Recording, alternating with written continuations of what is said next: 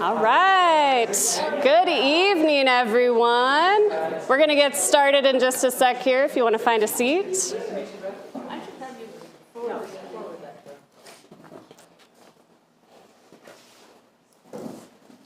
All right. Good evening and welcome to our Red Barn event. My name is Virginia Shoup. My pronouns are she, her, and I'm the Community Programs Educator here at Wenatchee River Institute. Tonight we also have Joshua Schaub, our Community Programs Manager, making sure that people back home can see this presentation. So we're live. And also thank you to Paul. You may have bought a beverage from him. And if you haven't, he's over there still. So is this your first time attending a Wenatchee River Institute program? Woo! Well, welcome, and welcome back to those of you that have been with us before. So we are a nonprofit, and our mission is to connect people, communities, and the natural world. Wenatchee River Institute works towards our mission through our youth programs that deliver hands-on curriculum in the Wenatchee Valley and beyond. Our community programs reaching people through our Red Barn events, seasonal walks, science on tap, community garden, and other things. And another aspect of Wenatchee River Institute is our effort to connect Indigenous peoples to their ancestral lands here. I would like to take a moment for our land acknowledgement. So this land acknowledgement was created alongside the Shinpishwashu people. We are spreading the message they wish to be spread to the public. The land Wenatchee River Institute sits on is the ancestral homelands of the Shinpishwashu, Pisquosa, or Wenatchee people. The Shinpishwashu, meaning people in between, had villages positioned along the Wenatchee River and surrounding areas. Their ancestral homeland extends from the Cascade Ridge throughout what is now known as the Wenatchee and Okanagan Valleys. I hope I said that right, I'm new. The culture and economy of the Shinpishwashu people centers on taking care of the land. They fish, hunt, gather roots and berries, basket-making materials, and medicines. The Shinpishwashu are named within the Yakima Treaty of 1855. Language to establish the Wenatchee Reservation was never followed through, even with the needed surveying completed. Many Shinpishwashu now live on the Colville Reservation, 150 miles northeast of Leavenworth. They were forced off their land here, and the U.S. government moved them to this reservation. The Shinpishwashu people are still alive today. They continue to practice their culture, harvest their traditional foods and medicines, and hold their ceremonies passed down from their ancestors. Most people won't see or notice them, but they continue to be on the land they are connected to. Their traditional language is in Imhanchin, an interior Salish dialect, and we would like to welcome you all by saying hello in their language, Til Husht. We offer this land acknowledgement as the first step to amplifying Indigenous voices and recognizing the harm done to them as a people. We stand as an ally to recognize their connection to the land and their rights to practice their culture on these sacred lands. We encourage all to learn about the Indigenous peoples of the place you now call home. The Wenatchee River Institute is committed to sharing this land acknowledgement and following up with other actions to educate and be respectful. Thank you. I would also like to thank our sponsors. Not that one, there we go. Some of our sponsors for the 2025 Red Barn events are the North Central Washington Audubon Society, Sleeping Lady Mountain Resort, Ludwig's German Restaurant, Leavenworth KOA, Obertal Inn, Rheinhaus, South Restaurants, Leavenworth Outdoor Center, Orion River Rafting, Icicle Brewing Company, Munchenhaus, Leavenworth Chamber of Commerce, and Syndicate Smith. We thank our sponsors, but we also rely on our community to keep our programs continuing and growing.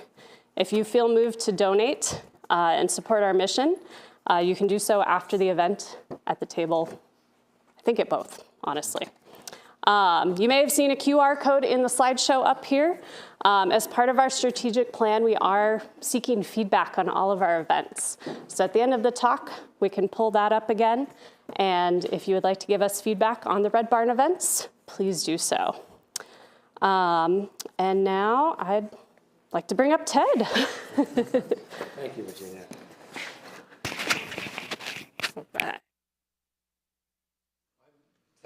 I'm the chair of our local chapter of the Washington Native Plant Society, and I'm so appreciative of this collaboration with the Wenatchee River Institute. This facility and the ability to Zoom these presentations has been wonderful for both of us, and our interests align very closely in that way. So this is actually the third in a row we've had here. We have one more talk upcoming in our speaker series, and that's coming up April 3rd, which is a little over 2 weeks from now, down at the Wenatchee Valley Museum and Cultural Center, which will be featuring Ron Bockelman, who is all about Pedicactus nigrispinus, the basalt cactus, which is our north central Washington's favorite cactus we have here. So please attend that. There's a lot going on about Pedicactus in the next month or so, so we're happy to have him come.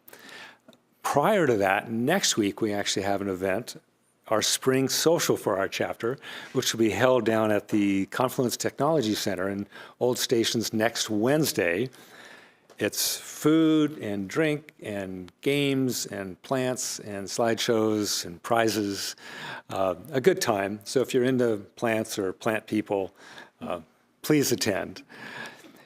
We also have upcoming, we're getting into our plant walk season, where we have at least 25 upcoming in different habitats in our region. And that list is going out shortly.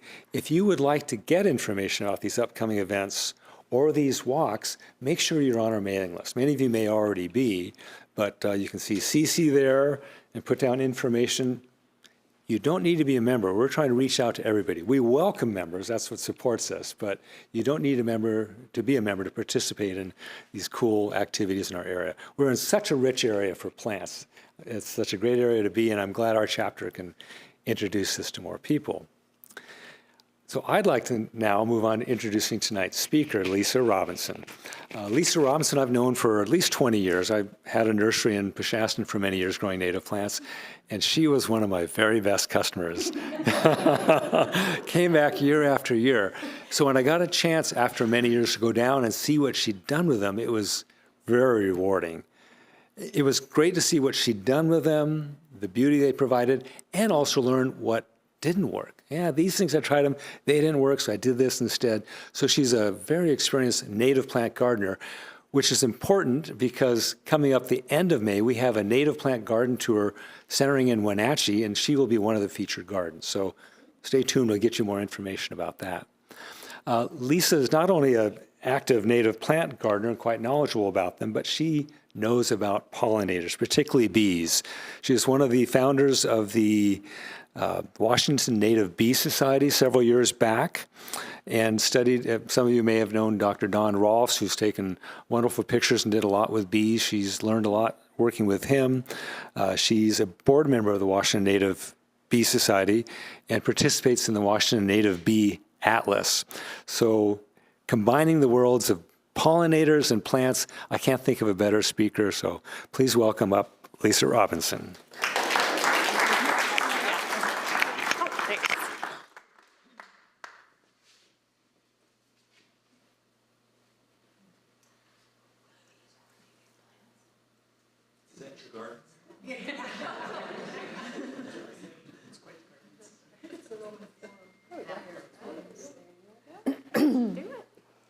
I kept finding really cool things, and then I'd go to try to write down where I found them, and I'd have to go searching for other things. So I've been on so many tangents on this journey. It's not a good thing to spend 5 weeks on a presentation. This was one of my favorite posters, and I thought it was a pollinator partnership poster, so I couldn't find it. And then yesterday it showed up again, so now I know where it came from. But we'll start with my pictures now. So plant-pollinator interactions, and I'm saving the bees for last. And I found so many different kinds of things that work with different kinds of plants, and I was really amazed, so I hope that you'll enjoy some of these. They're very strange ones. We're going to talk a little bit about pollinator syndromes. It's a recognizable pattern, and it predicts the type of pollinator. That actually dawned on me 2 days ago. I read it many, many, many times, but it's just a pattern, and you know some of the patterns. I expect if I said hummingbird, you could tell me what kind of flower. We'll get to that. I know you know it. Mutualisms, the different things that go together. Abiotic ones are wind and water, and then I'm going to go through crustaceans, slugs and snails, lizards, mammals, bats, birds, insects, found cockroaches, beetles. I got some funny things happening when I switched from Google Docs to PowerPoint, so they're not lined up anymore. Moths and butterflies, flies and a fungus, and wasp and bees. And wherever possible, I went to look for a Washington example, which is part of the reason it took me so long. So mutualistic interaction, I mostly just want to talk about Charles Darwin. This was something that I read on the Washington Native Plant Society blog. I do not believe that any animal in the world performs as an action for the exclusive good of another or of a distinct species. Yet each species tries to take advantage of the instincts of others. And these interactions, the animals are looking for food or something for their babies or whatever, and the plants are looking to be pollinated so that they have seeds and reproduce. The plants have a problem. They're stuck in the ground, most of them. And so to pollinate with something over there, you need a go-between. And that's what they're all about, how to get the go-betweens to do that for them. So they have plant and animal co-adaptations. Synchrony in time and space is super important, and it's changing now with the way we chop up the habitat and the way that climate change is warming up the planet. And I know there's people that think that doesn't happen, but I had bees in my yard last week. I have no flowers. There's a few buttercups, and the bees never like those, but they're way over, like further apart than these two parts of the house. My house is longer. And the bees were over there where there were no flowers. The flowers are way over there, and those little bees don't fly that far, so they're never going to find those flowers. So I hope they went back to hibernate, but I don't know. I was thinking about going to town and buying some daffodils or something just to see if they could use them. Plants provide attractive cues, so they advertise with color and fragrance and shape and things like that. They have to get the word out, come and see me, and then plants provide direct rewards, pollen, nectar. But they're very deceitful. They have a lot of tricks up their sleeves, not that they have sleeves. Insect pollinators are built for transport. They carry pollen and nectar, or they swallow it. That's what a lot of them do. And then there's a degree of pollinator constancy. So it helps the flowers if they'll stick to the same ones, because they want the pollen to go to their kind of species. I just love this picture. This is what they did down in Oregon. I've been an Oregon Bee Atlas member longer than anything else. Oh, no, wait, I did the Pollinator Pacific Northwest Bumble Bee survey first. So I think this was 2022, and Lincoln's printed out all of the bees on one side and all of the plants that we've collected. When we collect for the atlases, we put the flowers into iNaturalist. So you don't see the bees in iNaturalist, you just see the flowers. And we have to take a picture of the top, and we learn to take the sides of the asters, and then how the leaves go on the stems, and if there's a whorl at the bottom, and maybe a habitat picture if you have time. So they've added thousands of locations of flowers in Oregon, and we started 2 years ago in Washington doing the same thing. I didn't get the numbers. I meant to do that, sorry about that. But Link had 20,000 some a year, so he's done that. They've done it since 2017 at least, so they have grown and grown and grown, and that's why they don't fit on the paper anymore. But I did get British Columbia. They're going to have 5,000 records going to GBIF. Ours are going into Ecdysis, which is a different system because we work through the Washington Department of Agriculture, so we're in the government, which has a lot of different rules from the Extension Service down in Oregon, and then the people in British Columbia are kind of on their own. They don't have a backup. I always call it GBIF. Global, it's all the data. So they put all the bees up, the database. It says where the bees were. It gives you the location. It gives you the plant they were on. And a lot of them have pictures.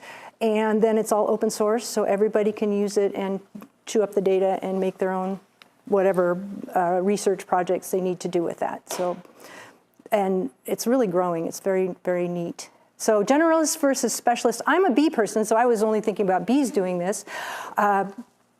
But it affects the other ones too. And I was like, all these light bulbs are going off. Polylectic is poly, many. So things like bumblebees just go fly. A lot of flies will just go to any old flower they can find. Oligolectic one, I thought that was the end of it. I didn't know there was monolectic till I started this.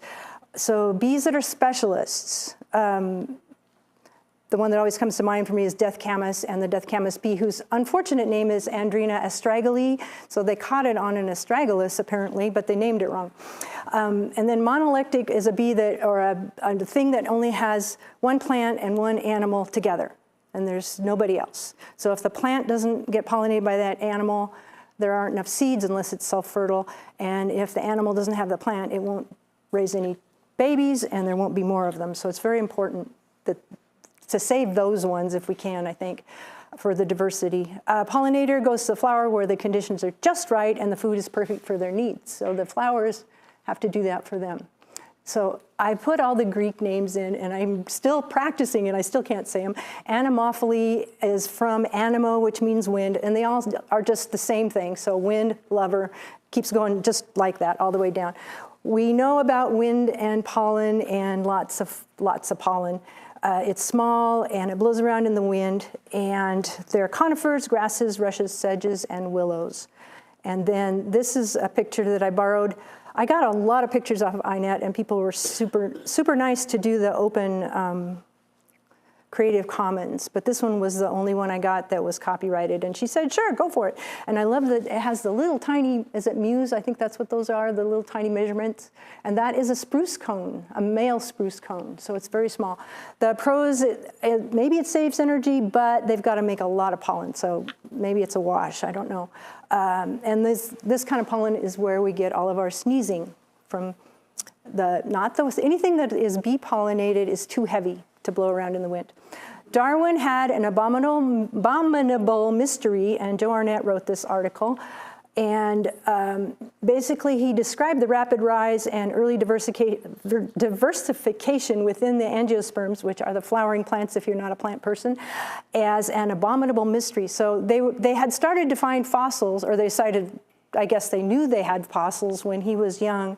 And they've only recently come up with enough to answer that question. I always thought it was beetles. Did you guys think it was anything else? This scorpion fly, their family is still alive, but this particular group of scorpion flies died out when the angiosperms took off. So they're not around anymore. But it's not a fly. Anytime they put the word fly next to it, like on dragonfly, it's not a fly. And it has 4 wings. That's why we know. And you can't really see, oh, I can use my pointer. Ha! If I can, yeah. So that is its proboscis, and it's broken. And this one up here is an AI-generated thing that I found. It's the first one I've used. So which came first, the flower or the beetle? Scorpion fly, maybe we'll find another thing that's even older. So these things, they think, and I don't quite get this because it says they've been sipping nectar from flowerless plants. So where do they get the nectar? So I don't understand that part, but I didn't have time to look into it. But it looks like a bee fly, like we have now with the long proboscis that has to go like in and out of like a needle, like a syringe or something that goes in and sucks up the nectar and moves around. The flies can't bend it or put it away in any way. Whoops. Wrong button. There we go. I'm pushing the red button. Sorry about that. Hydrophily is our next one. And this plant I really liked because it has 3 of them all by itself. And mostly hydrophily is when the pollen floats around in the water or on the water.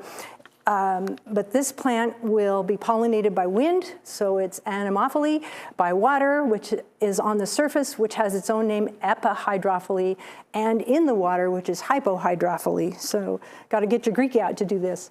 And I think it's in the mint family. It looks like the little pond duckweed things, but it's got stems and stuff. So, and it's a Washington plant.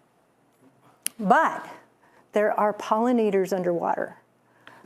This is fairly recently found. This particular one, they took the plants, which are the turtle grass, and if you don't go diving or snorkeling, you don't know about turtle grass. It's just the grass that's all along the whole sandy water, like if you go to Belize between the islands and the mainland, it's just this beach full of grass, which is really cool. And they figured out that these little crustaceans are going back and forth. There's mucilage that makes these little pollen blobs that they get into, and it sticks to them and they eat it. And the other trick is this is a male, it's dioecious, so this is a male plant, and this little critter has to find a female plant to get it pollinated. And the female plants, I didn't find a picture of that, but they've got like tentacles of some sort. So I expect that's to make more area to catch things with. So, oh, wait, I got to do the name for that one. So this is one of my favorites. Zuo is an animal, and that comes up a lot for anything that's an animal that they haven't decided should have a name yet. It's just zoophily. And then bentho means bottom of the, on the seafloor. So zuo, benthophily. Slugs. There's one paper in India where they found a snail, and then the slug one is just anecdotal. So if you know where there are wild gingers, which grow in Washington, I think, I expect they're on the other side of the state. We have them here? Fantastic. I want banana slugs to be a pollinator so badly. I've never seen this plant, unless I've just seen the leaves. But it could, they're more detritivores, but basically I think what would happen is it would slide across the plant, and if some of it got stuck to it, and then it eventually found another plant, it'll take a while, that it could do that. So wouldn't that be fun? But this is a paper that they proved it. This little snail, I'm not even gonna try to say its name. I practiced and I couldn't get it through my face, no matter what. They only come out in the rain in India, and it's a morning glory plant that's kind of a mat. You know how bindweed will just kind of lay around? It's sort of a mattish shape, and the flowers looked like they might be flatter than our morning glories, but it was just one little tiny picture, so I can't promise that's true. And when they go scooting slowly across the plant, the pollen gets scraped up onto their shells. And then if they scrape against another flower, they actually do pollinate it. And it only works in the rain, and the rest of the time the honeybees in India do the work. Cockroaches. I found 4 of them. So we don't need to do a lot of cockroaches, but the one in the top, that little golden one, whoops, see, I do this a lot. Come back. Now you've seen them all. I need the red button. There we go. That little guy goes with that plant. And this one is my favorite. It was on all kinds of plants, flowers, garden flowers. I don't know which ones in Southeast Asia are garden or not. So it was on lots of different kinds of flowers. And its name is the, where are you? Sunroach, pallid sunroach. I don't know why it's called pallid, because it's not light. And then the only photo I could find of the flower was copyrighted, and it's in Flickr, of this thing that has 3 names. So that's the name that I found. Then they said that was the name. Then they said that was the name. So it's white. It has 5 petals. The center is kind of a cup, and all the little anthers are like stuck out. There's a whole way more than that, and they're slimy looking. That's all I got. And then this is the one that, whoops, I pushed the button again. Dang it, sorry. Euonymus americanus, so the strawberry shrub, bush, whatever, it lives on the East Coast in, they said mesic, which means the forests over there. And it has 4 pollinators. I gotta not push the wrong buttons. That is the main ant pollinator, and there are 3 ants. There's their names if you want them. And this little cockroach is a very small, probably fit on your little fingernail, a little yellow cockroach. And you can see these flowers don't match this flower, so they are other things that they go to. But we have one of them in the US anyway. And then this is my favorite of these. This plant is, it's a plant, it's not a fungus. It looks like a mushroom kind of, doesn't it? But those are the flowers, and there's the cockroach. And this is in Japan. So they're out at night, and plants like this that are parasites, so think of the pine drops and the, is it candy sticks? They don't have chlorophyll, so they bury their roots in the other roots, and they don't need sunlight, so they can be in really deep, dark places. So cockroaches like deep, dark places too. Makes sense. This one is not a real name, Sorifoli. It was a question mark in the thing that I found, but lizards. When you go to islands, Islands have lots of lizards because they don't have lots of predators for lizards. And a lot of the plants have figured this out. And so it may be that, I think there were 37 papers about this. I think that's what I read. It's in my first list way back there. I didn't count it off. The little lizard goes around the bottom of the forest floor, and then when it's thirsty, this plant blooms during the dry season.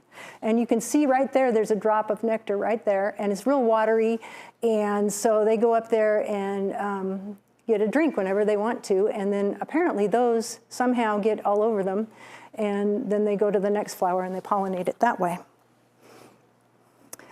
So zoophily, however, in bees, we just say tomato, tomato. Some people say anthophora, some people say anthophora, and we just let it go because our taxonomist says it's a dead language. Nobody really knows how you're supposed to say it. Marsupials and our mammals have very similar ways of doing things. These little possums, so I learned that it's possums in Australia and it's opossums in the Americas. They're different. And they both have to have sturdy flowers because these little guys are crawling around in them. Even though it's a little tiny thing, the flowers have to be able to stand up to their crawling around and nosing around and whatever. And a lot of them have prehensile tails, like lemurs in the mammals and these little guys. And there are some that are way down on the ground for rodents. There's one picture, and I couldn't find that one again. It goes with the mammals, but it was a mouse, and it was a flower that was brown, like khaki brown, and it faced down. It was kind of flat. It might have been like one of the, oh shoot, I can't remember the name. Never mind. Anyway, it was like an umbrella, and the little mouse put his little face up in there and could eat. It was just his size, and it was way down on the ground. And so there's a lot of that. And these little animals like the energy that they get from the sugar water, and there are sugar gliders in Australia, so some of them can move around and really spread genes. And this is the weirdest one. Cibalium fungiform, do you say the E, fungiforme, and the big-eared opossum, but there's two possums, they're opossums, sorry, I just said that. A white-eared opossum and the big-eared opossum they don't have opposable thumbs, they have opposable toes. And on their feet, they can break the bracts. So on this plant, unfortunately, iNaturalist is really good, except in this case. I went through at least 20 pictures and they were all copyrighted and then I gave up. These bracts are really hard to break.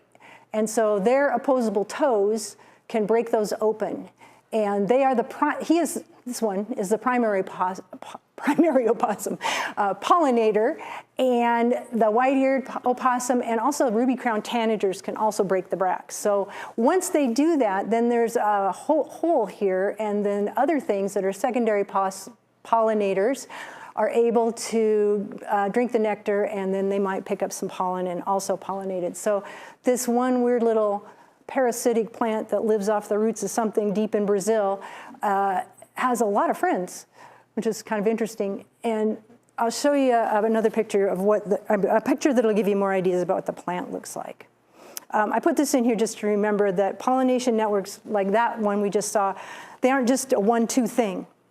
So there could be 6 things in one plant or 6 plants in one bee or something that goes to them. So it's a little more complicated.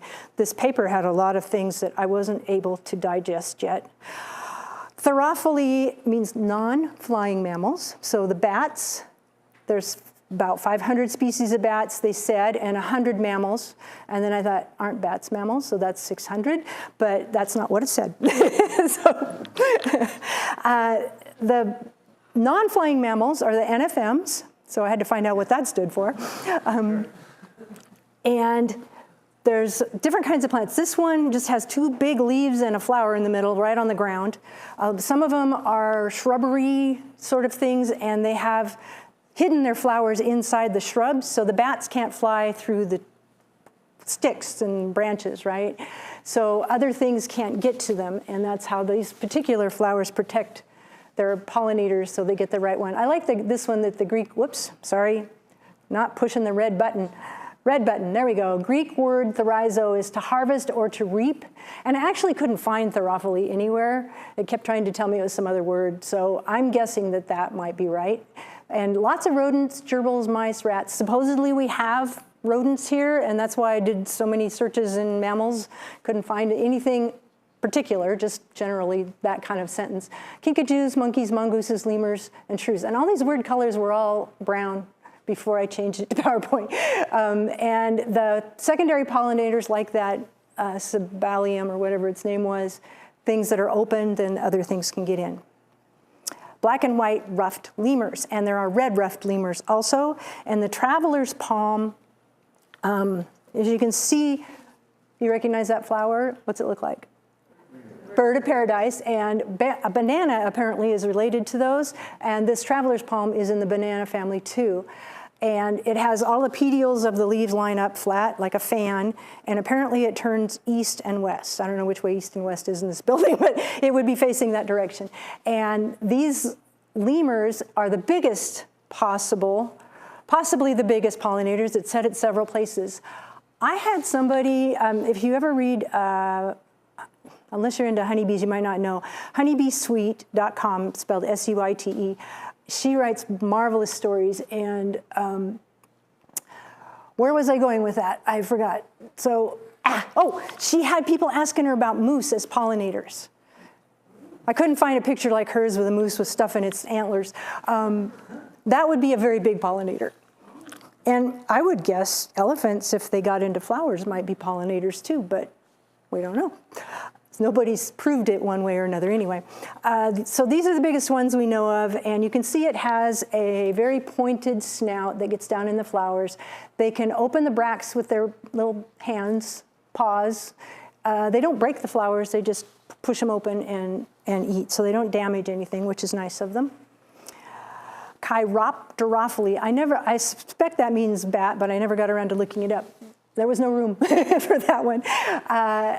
Look at all the things bats pollinate. Saguaros, mangoes, bananas, areca palms, I hope I said that right, calabash, sausage trees, kapok trees, guavas, eucalyptus, and agave.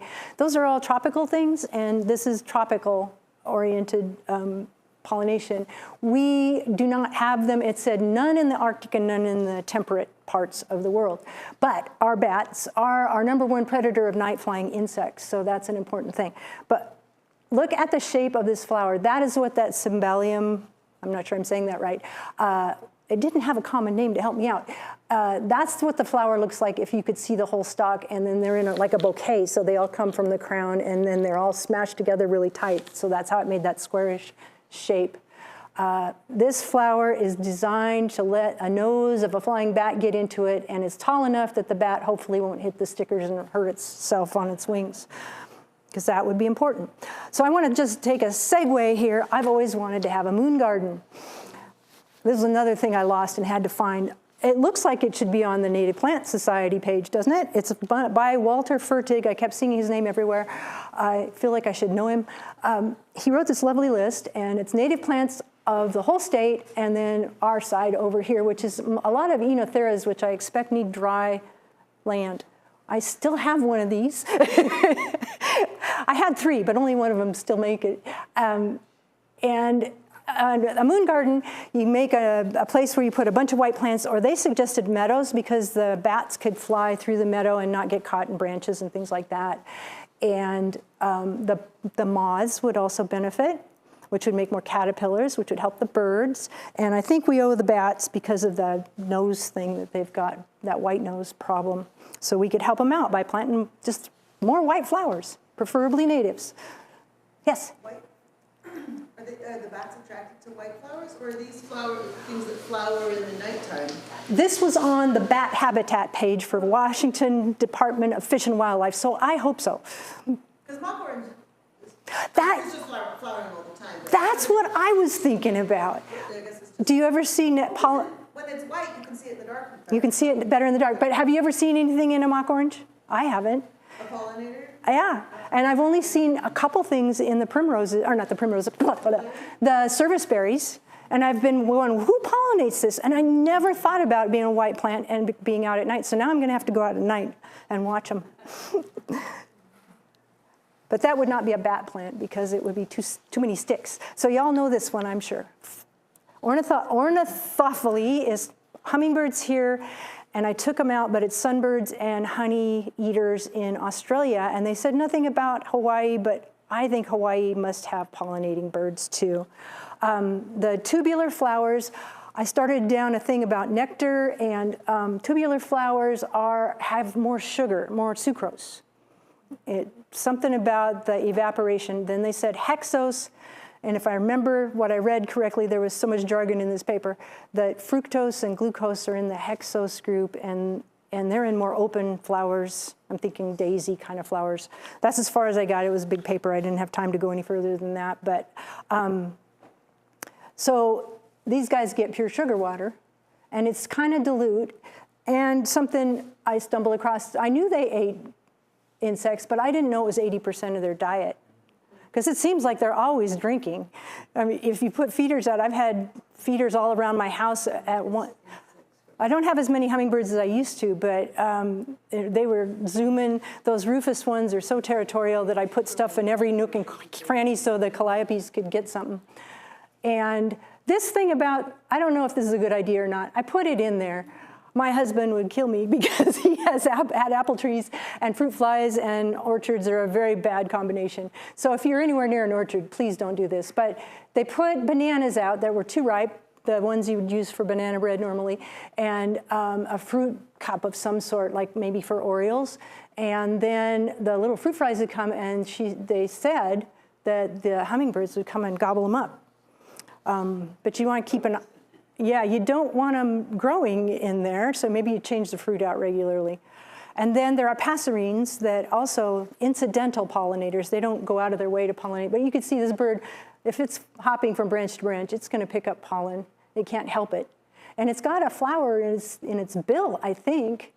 And then this weird thing, which I didn't find for America, it said that they're not all represented, so there's not much of this kind of bird pollination on the mainland of Europe, but there is on the islands. Didn't say anything about us, so I don't know. Beetles. So this is a magnolia, which I blew up so you could see the center of it.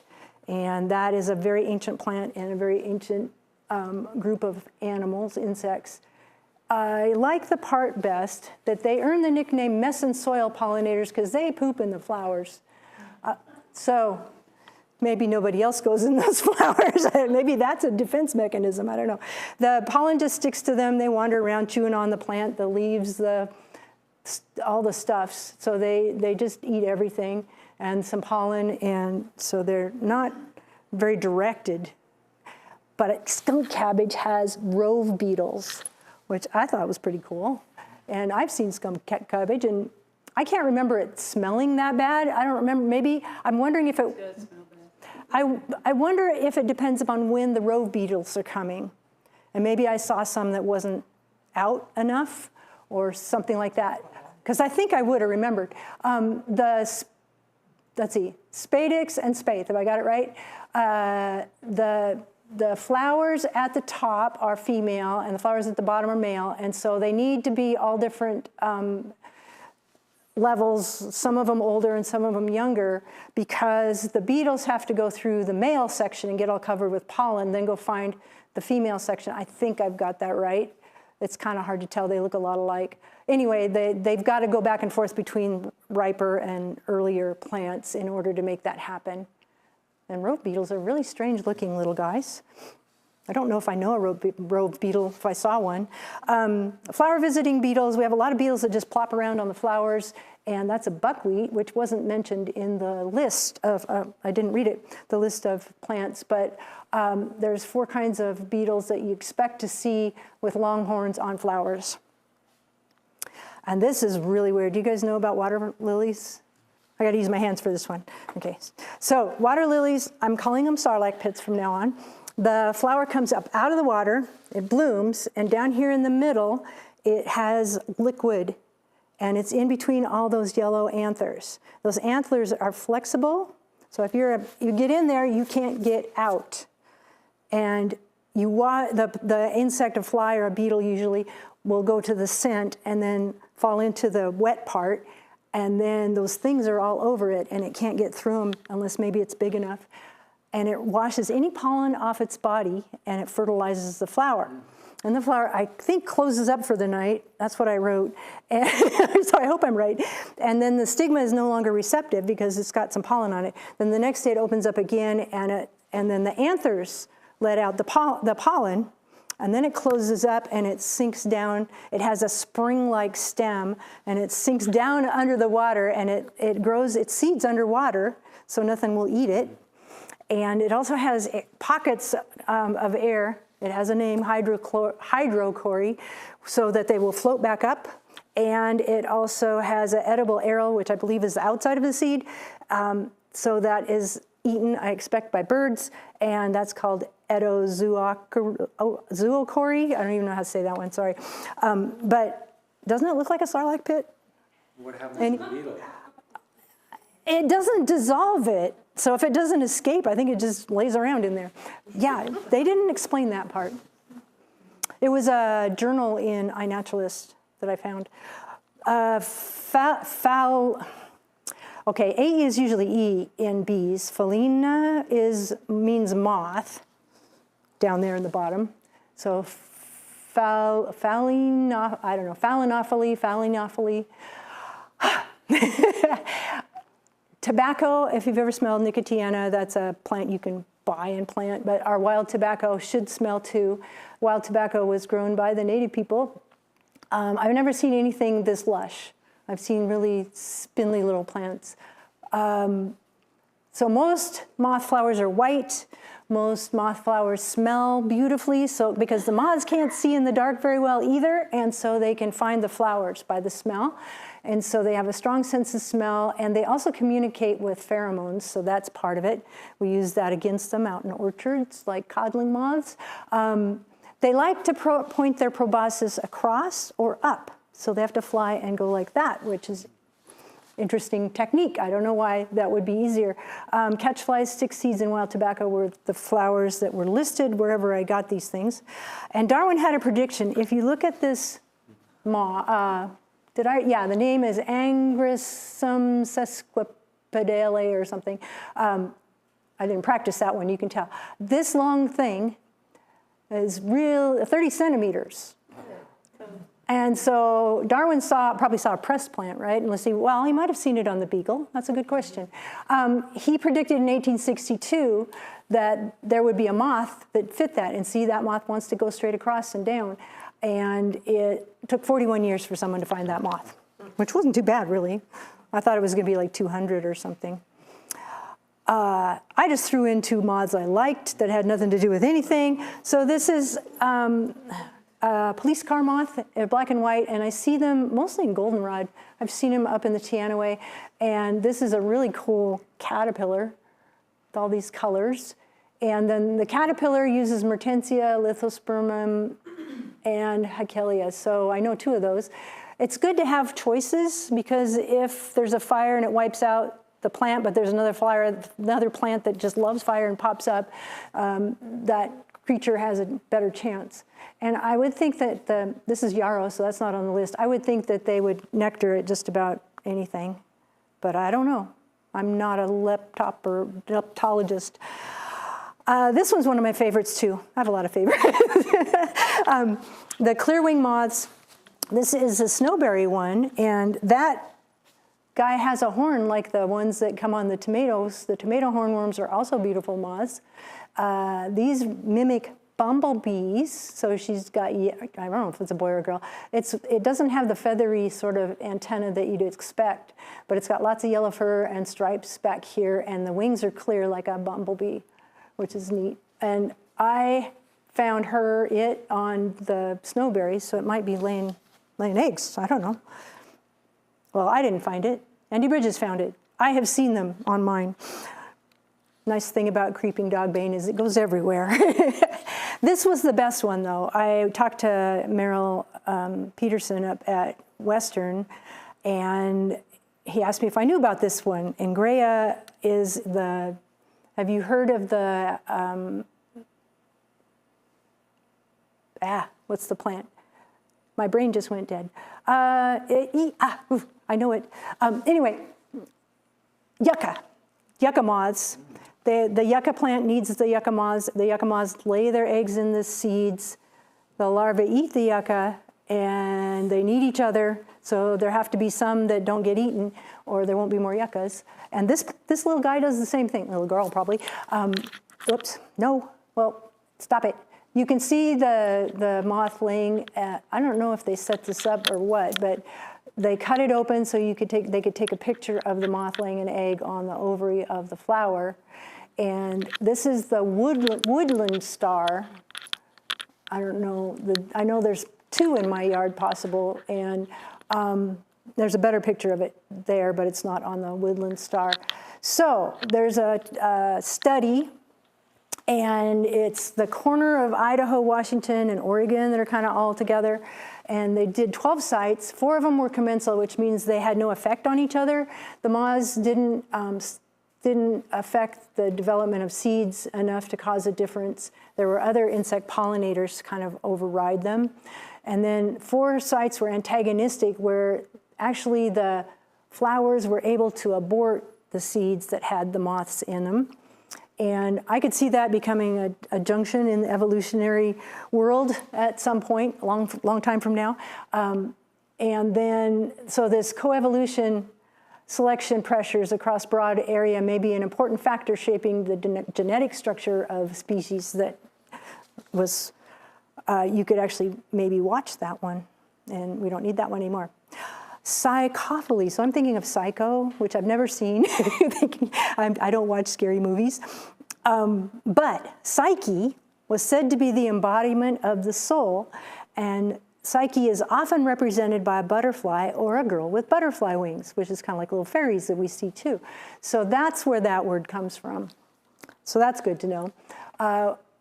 Same as the moths, long proboscis, but they like colorful flowers, and notice that they don't care about pollen, and they don't smell very much. So they're more interested in the colors of the flowers.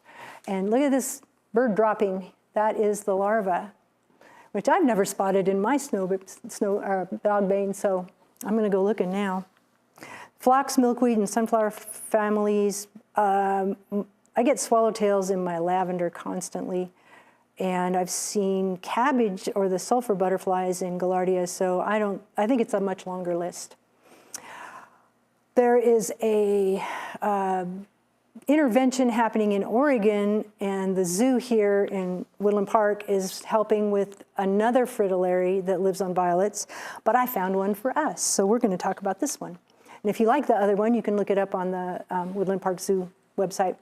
So somebody figured out that these creatures were migrating, and I'm going to go to the other picture because this is not the right plant, but there's the fritillary. They go up in the alpine areas, so they go up to Mount Rainier, our wilderness area, Mount St. Helens, and isn't Mount Adams in there somewhere? And they spend all summer there. They come back down to here when it's not so hot, and they find the dead Viola trinervata, sagebrush violets. So they find where they're dried up, and they lay their eggs in the dirt, the rocks, or on like stiff sagebrush.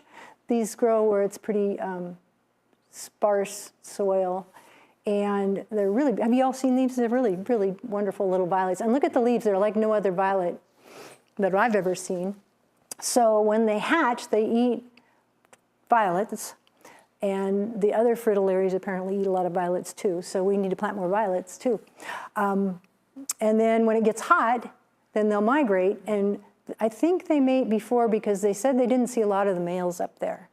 So they have to get through the summer up here and not get eaten, and get back to here in order to keep themselves going. And thanks violets for that. And then this is not a pollination mechanism, but I know you know about monarchs because everybody must know about monarchs by now. Other things also get poisonous besides the caterpillars. And this cobalt blue thing is always in my dog bane. It's never on my milkweed, but it's called the cobalt milkweed beetle. I actually moved one over there once because I felt bad for it. I don't think I'll bother anymore. And then the milkweed bugs and the milkweed borers, and I just love them. They look like crustaceans or something. So borers, they probably have larvae that go right into the plants, but it doesn't seem to be a problem growing milkweed. Flies. All right, we have two kinds of flies. Was that 3 or 2? 5. Oh, I thought you were doing 15. Oh, I should have talked a lot faster then. So flower flies this one looks like a bumblebee, but this is actually a parasite. It bombs, it's bombiliid, it bombs the holes of bees, and those larvae eat up the bees. But you probably are more familiar with syrphids, and if you don't know, which I didn't know until about 2 years ago, that is a larva, and it is blind. So it's just doing like this until it finds one, and then it gobbles it up, and you, whoops, backwards. Whoop, wrong way, there we go. You can see all the little husks where it sucked them up, and they have 5 to 7 generations a year, and they eat 400 aphids each, they think. So my husband planted flowers. He said it was for me, for my bees, but it was actually for the syrphid flies to get the woolly aphids. And this one, have you ever heard of a snow pool mosquito? It lives in the meltwater, and they do eat people or bite people, but it pollinates this little orchid. And I'm going to show you real quick. The pollinia get on the mosquito, look like little bunny ears. And then there's the carrion and dung flies, which have no interest in pollen whatsoever. They're looking for something rotten and dead to lay their eggs. And our trilliums smell bad, apparently, the red ones. And so they attract those guys. And then we have a very famous one, the corpse flower, Titan Van Coog, that is down at WSU in Vancouver. And this Trevor guy, I'm not going to try to say his last name either, took these photographs. And so the spathe is that big thing. Whoops, I keep pushing the wrong button. Sorry. That is a bract. It's not a petal. And then this spadix is like the skunk cabbage. And they cut it open to pollinate it. So there are human pollinators too. This is really cool. This is the fungus one. Jackfruit. I've never tasted jackfruit. Jackfruit, the male plant has to get fungus, and then the midges have to go there first and get pollen, and then they go to the female flowers, which smell like they've got fungus, and then they pollinate the jackfruit. And if there isn't any fungus, there's no jackfruit. That's complicated, isn't it? Velvet ants, I found this one today, and I spent time making a silly slide, but velvet ants, they were looking at the photos, and all the velvet ants are on the flowers, and all the velvet ants that have wings are males, and all the velvet ants that don't have wings, have you heard of a cow killer? They have very bad stings. They live in the dirt. I don't know what they do down there, but they think they should be looked at for pollinating. They might be very good pollinators. Wasps are okay pollinators, but you can see they don't have tons of hairs, and their hairs are simple. They're smooth like eyelashes. That's a great golden digger wasp. They're absolutely beautiful. I had them in my swamp milkweed this year. They loved it. I'm getting rid of the swamp milkweed though. And this is one of my favorite wasps, Bembex. They sit on top of flowers. They kind of look out like this, and it might have pollen on it, but my bet is that's sand, because they're sand wasps. They dig in the sand. And this is a wasp that's decided to try to be a bee. And you can tell these apart from the other yellow jackets. It's in vespids because it has these little knobs. There's one, if you see them in penstemon, it's that one for sure. And if you see them in Facilia, it's one of these two. That's the male, and that's the female. And the males have these long antennae, which I finally found a picture. They use them in mating. They kind of curl them around the face of the female. And this one is an intermediate. I think this family is where they think bees came from. So what happened is, I believe those are thrips. Tell me if I'm wrong.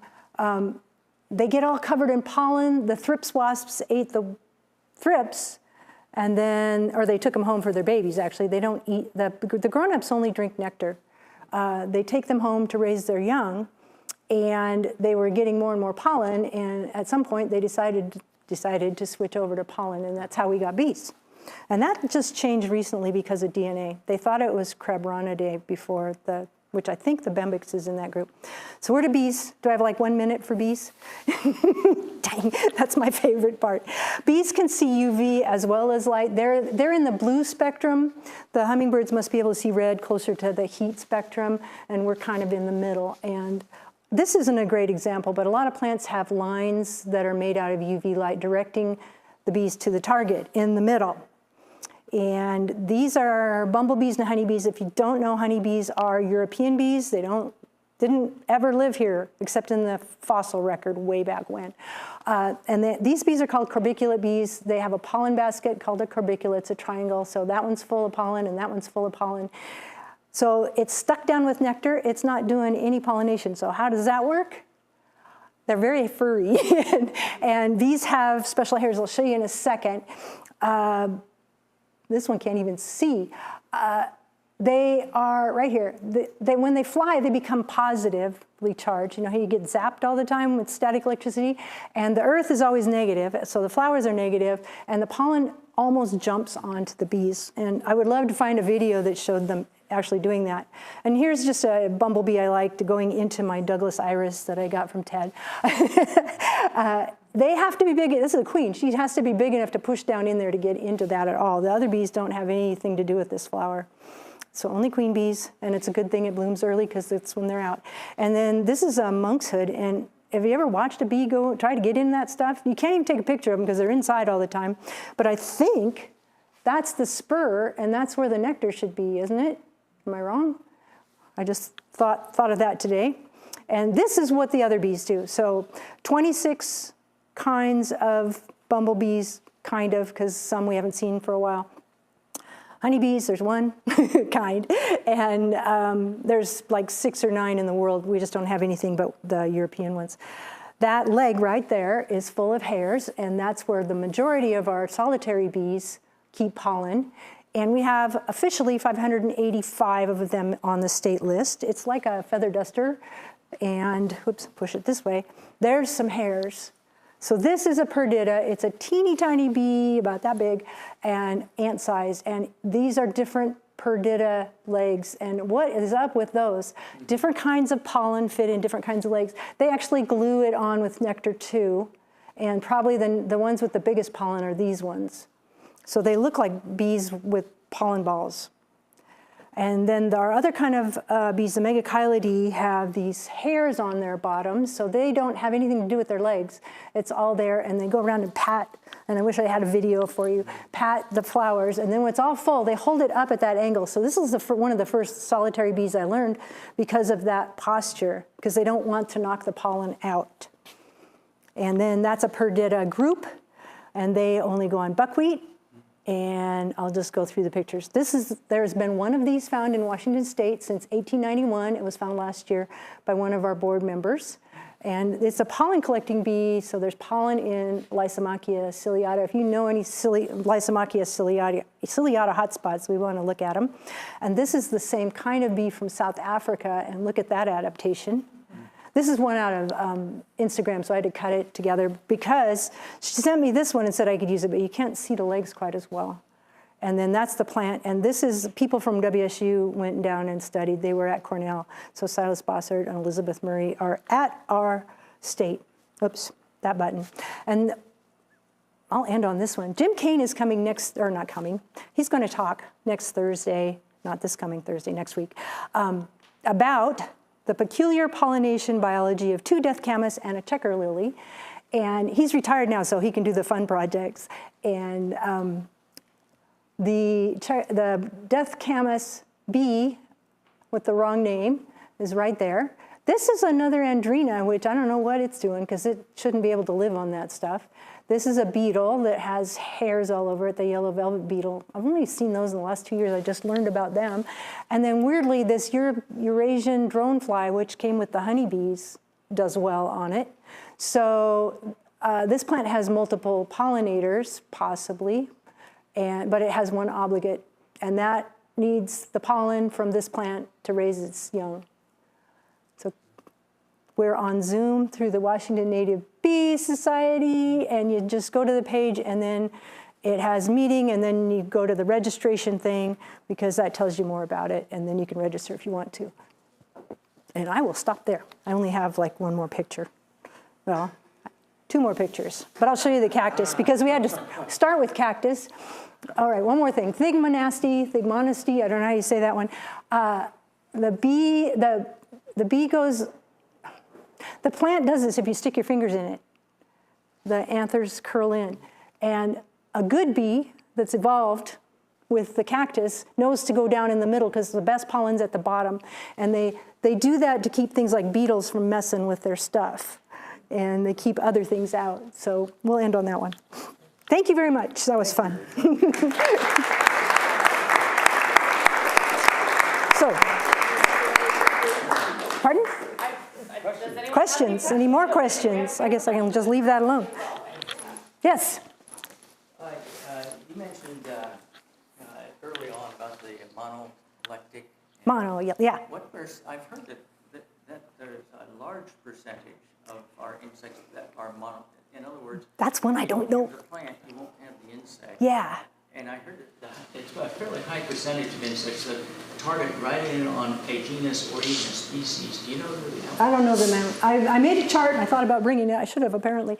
And it's about that big. And the rare section was that many of it out of like little rows of the bees. But and that was from 2016. So we don't really know right now. Nobody's really counted all the bees in the United States or the world.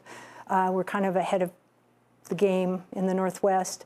I bet the people in Oregon could give us a percentage. I can ask them. If you want to give me your name, I'll write you back. Okay. Yeah. I don't even, yeah, I don't know. No. Nope. So this thigmonasty refers Yes. to the anthers moving in response to being touched. Yeah. Okay. We were up there in your old garden poking all of those flowers to see it. Yeah, I didn't know anything about it. It's in Opuntia too. And I don't know what other cactus. I think we only have Opuntias and Pediocactus, right? Yeah. But it takes a bigger bee to get down in there. The little bees can't trigger it. They just run around on the top. They can't make it happen. Yes? I don't know a lot about bees, but you said honeybees are not native to the States for the most part. But all the other bees, they're not making honey. Right. Okay. Bumblebees. What are they doing with the pollen for themselves? Like, what are They make a ball and they lay an egg on it. Okay. And that's the food for their babies. They eat enough they need a little bit of protein to make an egg. So they eat enough to get the protein that they need. But mostly they're like the other wasps. They live on the nectar themselves. They mix some of them. We have bees that make a plastic, they're called cellophane bees, so they make a plasticky kind of tube, like a tube sock for their nest, and they actually make soup. So they put in a whole bunch of nectar and a little bit of pollen, and some put in a lot of pollen and a little bit of nectar depending upon the bees. So mason bees make a ball and a division and a ball and a division. The leafcutter bees, like the one with its tail up, they wrap their babies, I was gonna show you cutting leaves. They wrap their babies in little leaf circles, so when you have circles, nice circles cut out of your leaves, that's a bee, not a chewing beetle or caterpillar. The soup also ferments. So people say it smells like beer or cheese or something like that when they open them up. So bees are not really vegan if they're eating little microorganisms of some sort. Yeah.